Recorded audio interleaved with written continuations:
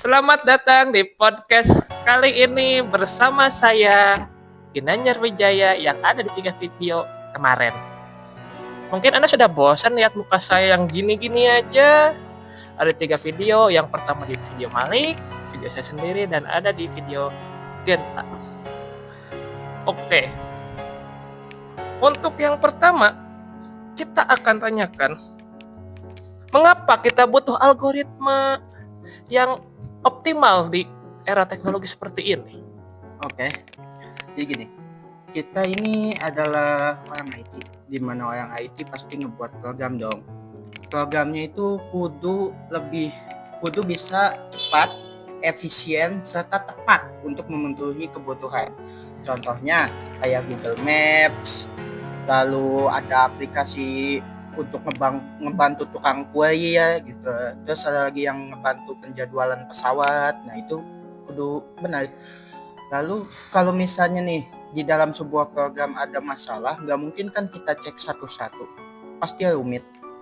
Nah disinilah algoritma Branch and Bound bakalan jadi titik tumpunya, dimana dia akan menseleksi masalah setiap hal dan memberikan solusinya tanpa harus ngecek satu-satu. Oke. Mungkin kita akan cari tahu sendiri. Untuk konsep utamanya itu apa aja sih? Oh, jadi untuk konsepnya adalah algoritma ini tuh dibagi dalam 3 tahap ya. Yang pertama itu ada branch, di mana setiap masalah itu akan dibagi menjadi sub masalah agar pekerjaannya lebih ringan tentu saja. Terus ada bounding, di mana dia akan memperkirakan naik dan maksudnya memperkirakan tinggi dan rendahnya biaya untuk menyelesaikan masalah tersebut dari setiap solusinya. Lalu ada lagi prune, di mana prune ini akan bertugas sebagai eliminasi. Jadi kalau kita udah ketemu solusi paling terbaik, maka solusi yang lain itu akan dihilangkan. Oke. Jadi kita Gitu. memangkas yang nggak perlunya aja. Iya. Terus ada lagi nih cara aplikasi algoritma ini bekerja. Ada 3 cara. Pertama ada FIFO, lalu ada LIFO, ada lagi LCS, bukan LC. LC yang kita maksud ini bukan, ya Anda tahu sendiri lah, tapi Oke, kita takut pada Riz. Oke, jadi gini, biar gue jelasin biar agak salah paham kalian. Yang pertama ada FIFO alias first in first out, di mana ini akan memproses sebuah masalah sesuai dengan jalur antriannya. Oke. Terus lalu ada LIFO, jadi masalah yang terakhir datang itu yang diproses duluan. Yang istilahnya itu di stack. Seperti tugas kita kali ini, kita terlalu banyak ke stack tugas, makanya kita kelengger. Oke. Terus ada LCS, bukan LC tapi LCS atau Least Cost Search, di mana ini akan mencari yang paling populer. yang bukan paling populer. Jadi mencari solusi yang biayanya paling minimal. Oke. Nah, yang paling sering digunain dalam Branch and Bound ini adalah LCS ini. Gitu. Oke. Biar lebih jelas, gak terlalu digidau. Kalau di kehidupan kita sehari-hari, kita sering melihatnya itu di dalam apa? Nah, gini, gua ibaratin aja ya. Lu adalah seorang tukang parkir, lu gimana? Tukang parkir. Lu Kurir. Tukang parkir gak pakai ginian, Bang. Oke, mungkin lu pernah jadi kurir. saya sales. Oke. Kita ibaratkan dia adalah kurir. Dia kudu pergi ke 4 kota, terus balik lagi ke kota pertama. Nah, otomatis dia butuh rute yang paling hemat dong. Karena kan ya biaya jalannya masa ia mau tinggi. Kalau ada yang hemat, kenapa mesti yang mahal? Dan Anda yang nonton kadang pakai promo gratis ongkir. Jadi kata-kata dia kadang nggak berlaku. Oke, jadi seperti itu. Nah, Branch and Bound ini dia akan mencari rute yang paling hemat. Gimana caranya? Oh ya udah, Kalau rute A itu biasanya sekitar 50.000 total biaya jalannya, tapi rute C itu sekitar 20 sampai 30.000, maka rute C lah yang bakal diambil dan rute A akan dieliminasi oleh Prun. Jadi seperti itu. Oke, tantangannya pasti ada dong. Oh jelas. Jadi tantangannya itu apa saja? Jadi gini, yang pertama kita harus tantangannya yang jelas itu dia kalau datanya besar otomatis dia bakalan lebih lama memproses datanya karena banyak. Terus dia juga makan memori.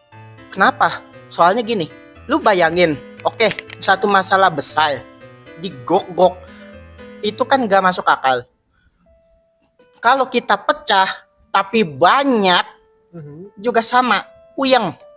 Jadi bakalan makan banyak memori karena bakalan banyak node antrian yang bakal harus diproses. Terus menentukan fungsi bone yang agak sulit. Kenapa? Karena fungsi bone itu dia kan nyai yang paling bagus. Salah sedikit aja bone-nya itu bisa salah output. Terus nih solusinya pertama kita pakai priority queue. Jadi yang paling bagus yang diproses duluan Kita comot. Nah terus ada lagi pemangkasan prune brutal buat si pohonnya itu jadi lebih kecil buat diproses. Terus lagi ada yang terakhir tuh pakai cara hias tarik apa kalau nggak salah revisi kalau misalnya ada yang tuh his apa gitu pakai H. Nah dia itu mencari pakai apa ya kalau nggak salah pakai metode pokoknya dia nyari menggunakan pendekatan yang memberikan peluang cepat gitu. Oke. Peluang paling cepat. Mungkin ada tips dari Anda untuk para penonton? Tipsnya ya, yang pertama lo kalau ngoding itu masalahnya itu pecah dulu. Jangan langsung digok-gok, pecah dulu. Jadi buat apa tuh namanya triple S, space T itu kalau nggak salah space T, kalau nggak salah namanya space T.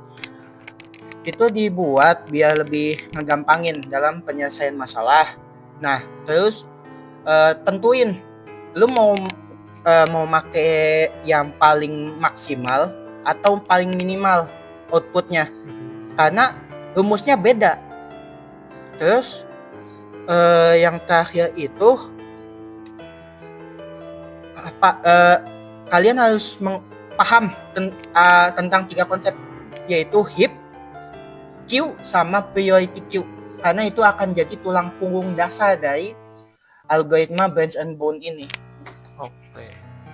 Mungkin dari ringkasan kali ini branch and bone itu adalah metode cerdas untuk menemukan solusi yang optimal dengan 3 konsep utamanya yaitu branch, bone, dan pure.